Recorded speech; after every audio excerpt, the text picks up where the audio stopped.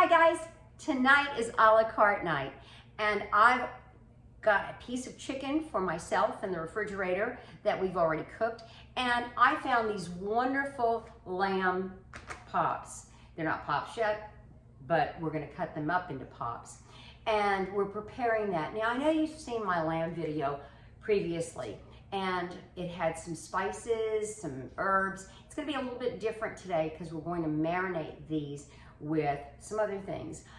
It is about 2 o'clock right now, and I'm going to let these marinate in the refrigerator and absorb all the wonderful flavors.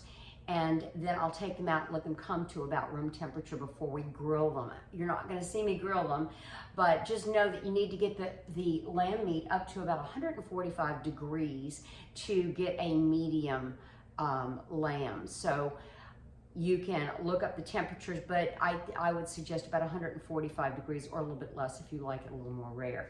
Let's start off with this. Now, this piece has about 7 or 8. I've already cut one off, and there's connective tissue in the back.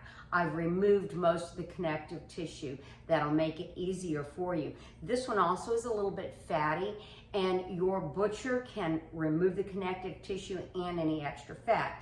What you're going to want to do is get that done, and then you're going to want to come through on each one and slice it with a nice chef's knife all the way down, and you will hit some bone. Be very careful. Come back around through the front like this, and then fingers under to make sure that you're safe. Come through and cut the bone just like that. And then as soon as you get all these done, you'll put them in the pan. And I'm going to go ahead and turn this off so I can get this done and not waste your time. Okay, we're back. That only took a couple minutes. I want to show you there are 2 ways you can do it. You can take the lamb pop and then you can bring the meat down by using your knife and pushing it down to make it like this, almost like a pop. Otherwise, you can do it like these, and we like these better. And so it's just each one is a little rib, just like that. I'm going to lay these out now. I've got a pan right here, a glass dish, and I'm going to lay them out in the glass dish, just like that.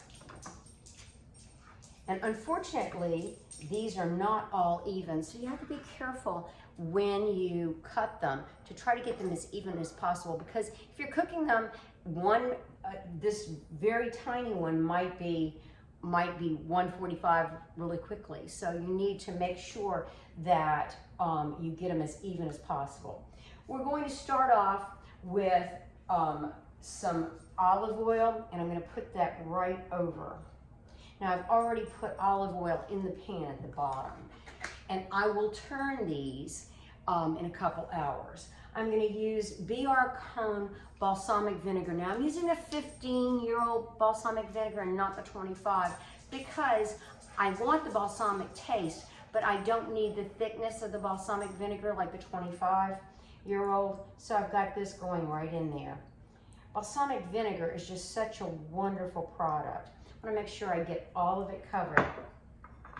Then I've got a half a cup, well, really 2/3 of a cup of wine. This is not rocket science, so it doesn't have to be measured exactly. I'm going to go ahead and put that in here. I have a small amount, probably about a half a tablespoon of thyme. Thyme has a very earthy flavor, and on red meats, it is just thebomb.com. So you want to make sure that you get a little bit of thyme in there. That already smells good, and we're not even cooking it yet. Okay, we've got that. And it's better to take your herbs and your salt and your seasonings and drop it from higher, and that way it gets a more even distribution. I have 2 types of pepper. You know, I love crushed red pepper, and I'm going to use that. Put that over. And then I always use, with this, I always use black pepper. And we want these to be nice and fiery and delicious. We're going to go ahead and put this on top. And like I said, sprinkle it from the top. That way it gets a more even spread. And here is the pièce de résistance. It's a lot of garlic. And as you can see, you're gonna laugh, I buy my garlic like this. And I use it, I chop it, I use it, I roast it. This garlic, you just get this at Sam's or Costco. Sometimes Costco has a different type of garlic with a different bulb. But anyway, this was a Sam's garlic this past week. And I take it, I peel it, and I ready it in the refrigerator.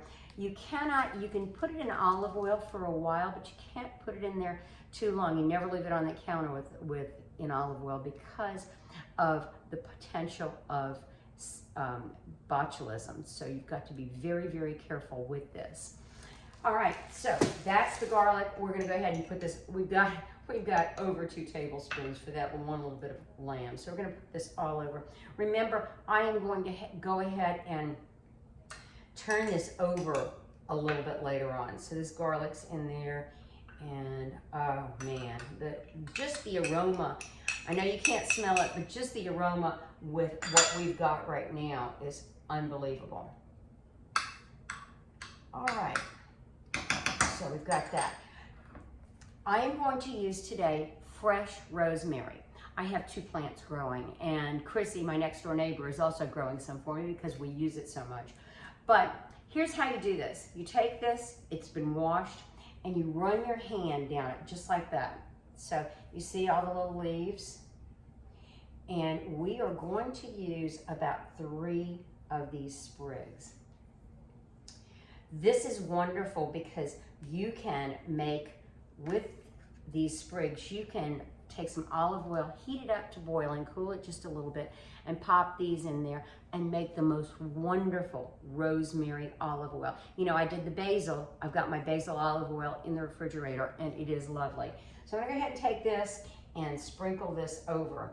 As we cook it, some of the herbs will stay on, and you can also garnish this lamb this afternoon with some of this fresh rosemary. All right, so that is it. And we're gonna let this go back in the refrigerator. In a couple hours, I'm gonna flip it over so everything is marinating in that juice. And let's let you take a look at that. We will grill it on high. It'll be fast, 4 or 5 minutes, and that's about it. Always use your meat thermometer. It is better, the meat thermometer is better than the old technique of how we used to use our hand and that type of thing. Meat thermometer is much more, it is much better than, say, what we used to do. What I'm gonna serve with this is going to be a creamy pasta with artichoke, Kalamata olives, and the sun-dried tomatoes that I made. This video, it'll be a different video, so you'll have to come back and watch another video if you want to see that. But that will be a perfect accompaniment with this. It has the rich, dark Kalamata olives and that wonderful sun-dried tomato flavor and the creaminess of the, now I use canned artichokes, just so you know, the creaminess of the artichoke heart. So anyway, thank you for visiting. Please message me if you have any questions. I'd be more than happy to answer them, and I'll see you around.